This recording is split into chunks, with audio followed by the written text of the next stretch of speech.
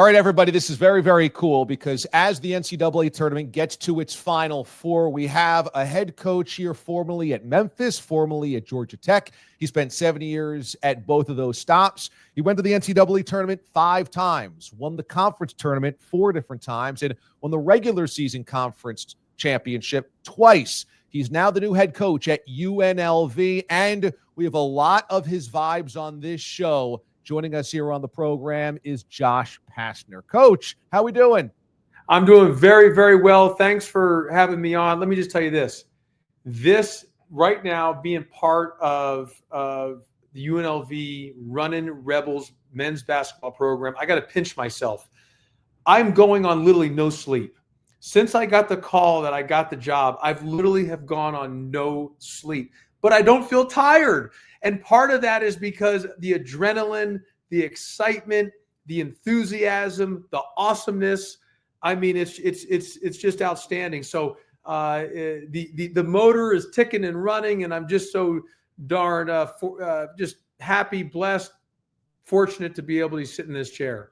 Well, when you were introduced in not only the press release, but your introductory press conference, you noted how important the program is to the city and the region. That's right. Now, you know, Vegas now has a professional hockey team that's won a Stanley Cup. They have an NFL team of the Raiders. Eventually, they may have a baseball team as well with the Oakland A's, and they might get a basketball team also from the NBA. There's all of these signs that point to it. So what is it about UNLV, Running Rebels, men's basketball that still holds importance in that city, and why? Well, look, I would tell you a couple things. Number one is there's no doubt about it that UNLV is the Running Rebels. The UNLV, just those four letters right there, it is a global attraction, not only just in the United States of America, but globally. Everybody knows UNLV. When you know about UNLV, you think about all the great teams that have been here for all those years in the past. Obviously, everybody knows Las Vegas, not only in the United States of America, but globally around the world. Everyone knows Las Vegas. It's Las Vegas, which UNLV is literally right next, is intertwined and is part of the whole strip area and all what's going on. It's the entertainment. It's becoming the entertainment capital of the world. It's becoming the sports industry capital of the world. And UNLV is connected and intertwined with all that. So it's a tremendous opportunity. It's something where you not looking at the glass as half full, but as overflowing with potential and upside.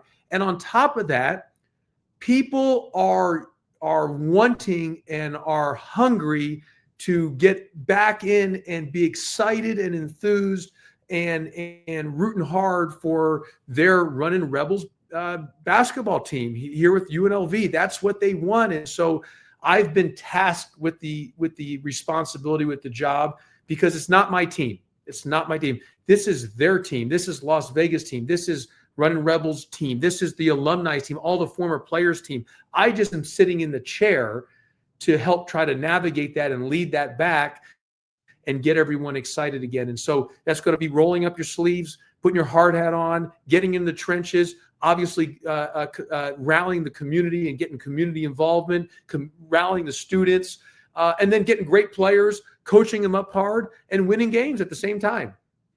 And UNLV men's basketball was the first team in. They have the footprint in Vegas because back in the 70s, 80s, and 90s, well before they could even dream about pro sports, there was UNLV. And rarely is there a program that has a 2 or 3 year run that indelibly just prints itself in the national psyche like UNLV did back in the late 80s, early 90s with Grandmama, LJ, Augment, and all those guys. And so it's got to be a thrill to know that there is something, like you said, that is just there, deeply imprinted and lasts forever. We're talking 35 years later, and the UNLV Running Rebs of 90 and 91, those teams live as strongly today as they did before. You make a great point. Let me tell you this. I got thousands of text messages, by the way, thousands when I got the job. And I can't even keep up with them right now because you're drinking from a fire hose in a sense, trying to, build a roster, build a staff, raise money, meet who you need to meet, do everything that you need to do. I can't tell you how many text messages I got from people all across the United States of America and all across the world who I know, from international basketball or people internationally. And they all say, Coach, I cannot believe you're the head coach at UNLV. My favorite teams was all they talk about like, growing up. I love my favorite players was the players from the UNLV. My favorite team was the UNLV Running Rebels. I can't tell you how many people. My child, that's all I wanted to watch. They talked about the first jerseys they got, the hats, the gear when they were growing up. So it still has that strong effect. And now we just got to kind of get it back and re-energize, reignite, get it back to be electric again. And look, it's not going to be easy. It's not. You're going to have to work hard. You're going to have to grind it out. But I'm excited about the challenge of doing that and going to meet the challenge head on. All right. So you've got a big fan within these walls here on Watch D.A. Live, and that is our executive producer, Aidan Hatton. You got to see him right before we went on live, but I want to put a picture up because this picture says it all about his deep commitment to Josh Pastner and wherever you are going to coach. This is a picture from 2013. Whoa! You and him. You're the head coach at Memphis. Aidan, where are you? Where did this happen? And you were dressed as a Boston super fan, as though we had drawn the caricature in the Globe that day. Yes, Josh, I just want to say thank you because this is a full circle moment for me. We were somehow having eggs at the same Disney breakfast place back in 2013. That's at the Orlando World Center Marriott. Wow. You've got it before me.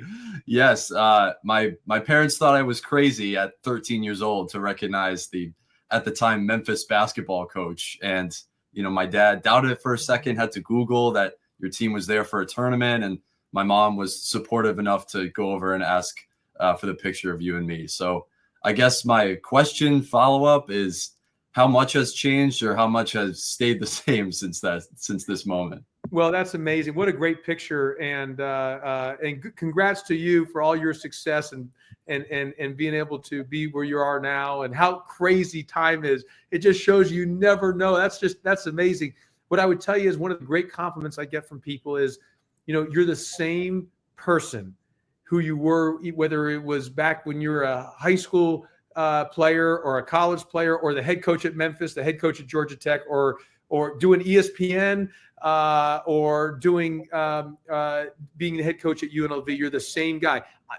Obviously, I've matured and things like that. But as in terms of personality wise, treating people the right way, trying to be kind to everybody.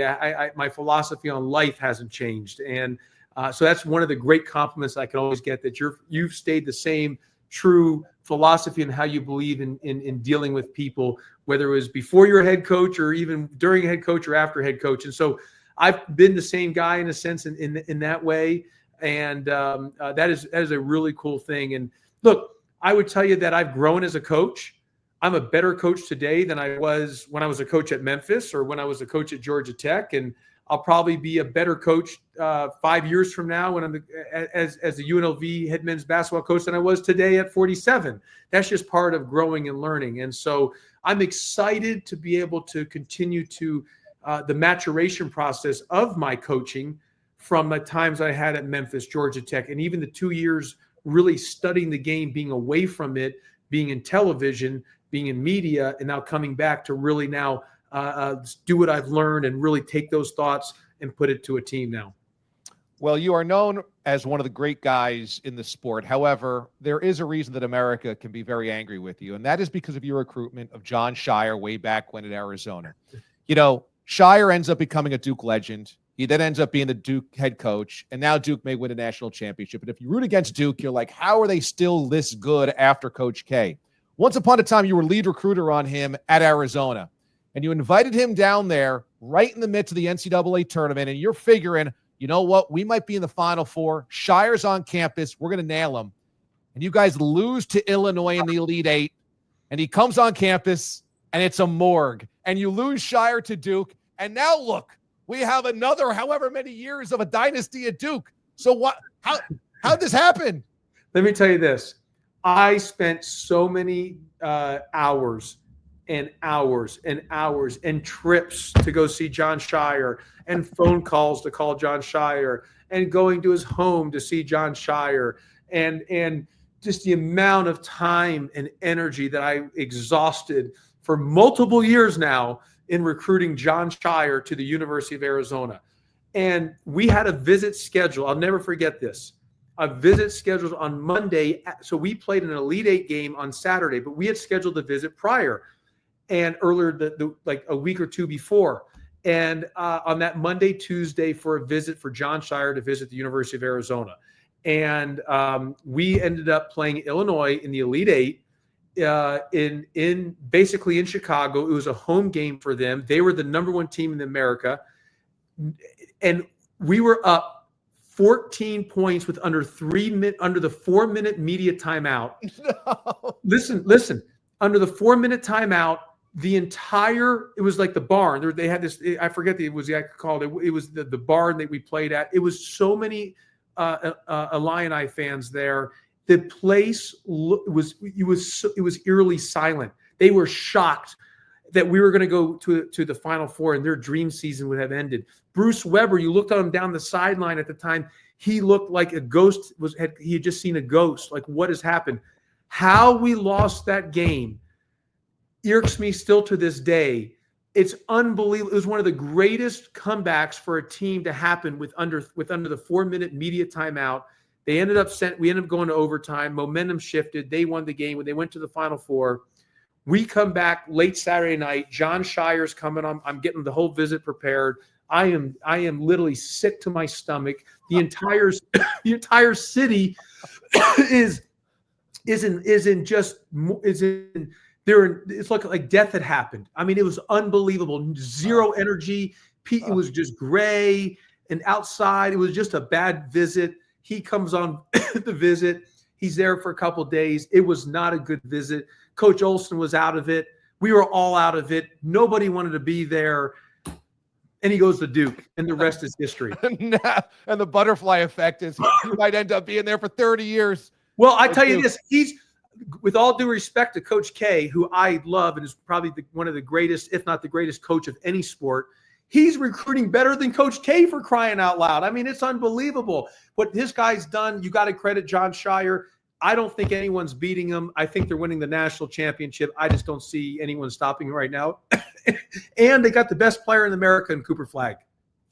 So is it true that when you were born, Panhandle of West Virginia, first 2 nights, you didn't sleep in a crib, you didn't sleep in a bassinet, baby Josh Pastner slept in an open drawer in a dresser? Could this possibly be true? No, that's true. And that's why my head was banging back and forth in the dresser, why I am the way I am. Oh, high motor, high energy, moving 100 miles an hour. So I always tell my mom that, you put me in the drawer, so this is where I'm at, and so well, there was no bassinet or crib ready for you? It was in the 70s. You know what I mean? Who knows? I don't know if they could have afforded it back then. It is what it is. But I'm here today. I can tell you that.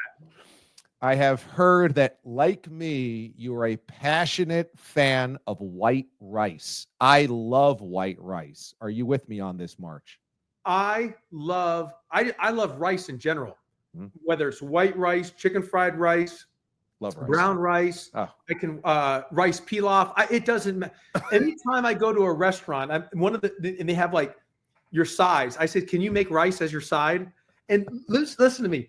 I swear to you not. This is a funny story. 2 weeks ago, I'm at ESPN during championship week, and I'm working during the championship week, and they had a spread of food for everyone there because it was long hours. One of the things was a pan of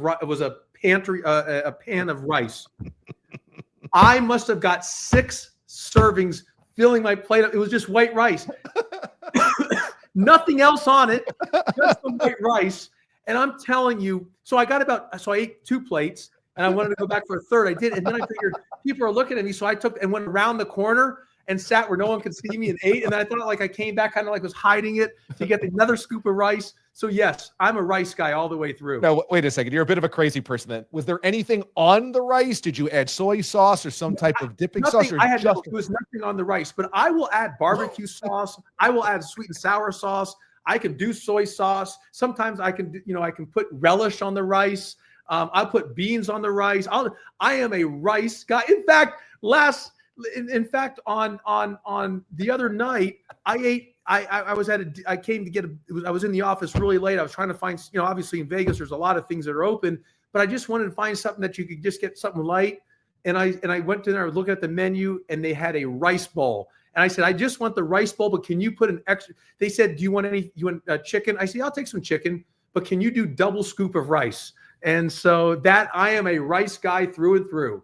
That is incredible. But you're telling me that you don't only use it as a side to dip stuff in or put the stuff on. That could be the meal. Like you went up for just 3 bowls of plain white rice, and that was your meal. That was my meal. Listen, I'll have a salad. I will eat a salad. Honest to God, I'll eat a salad and put rice in the salad. I will mix anything with I'll make eggs, put rice on it. I mean, I am a rice guy. We got to get a rice sponsor for your NIL at UNLV. That is so epic. Hey, if any of the rice companies out there, I need money for the NIL. You don't have to sponsor me, but I need you to sponsor the program. Come on, please. I will eat all the rice you want. I just need money into the NIL fund. Let's go. So I got so much good intel on you from a good friend of mine who's a friend of yours, close friend of mine that goes back to college, Yellow Jackets broadcaster, Andy Demetra. Andy told me, you're going to love Coach. You got to get him on. He's like, bing, bing, bing. Got to ask him about these things. I was like, that is good stuff. We got to get Coach on. So there you go. I was wondering how you knew all that stuff. So yes, Andy Demetra. Andy's awesome. Andy is tremendous. He and I had such a good time together. And I can't tell you how many times we would talk, and he would be like doing our radio show. He says, you know what's great about doing the Monday night radio show with you, Coach? I only have to prepare 3 questions. He goes, you'll take up the time on the other. He goes, most coaches, I have to prepare for like 35 questions because they give me 10-second answers. You will go for 20 minutes. So it's the best. He said, tell me the greatest coach to work for during a radio show is you, because it's just very quick preparation. A question here and a question there, and you can take it from there. Well, we know that you're going to electrify and energize that fan base that is desperate for UNLV basketball to come back with a force. We know that you have a lot of fans across college basketball just because of the way that you treat people. And obviously interviews like this, you can see you've always been a great person to the people around you, and it certainly shows many years later. So we're rooting for you, UNLV, man. Thank you so much for the time today. For all of you guys in Vegas, check out UNLV Men's Hoops, because it is back under Coach Josh Pastner next season. You guys are on watch out there to go watch UNLV. Thanks so much, Coach, for joining us. Thank you so much. Go Running Rebels. Let's go. Let's go. Come to Thomas and Mack. Get your season tickets now.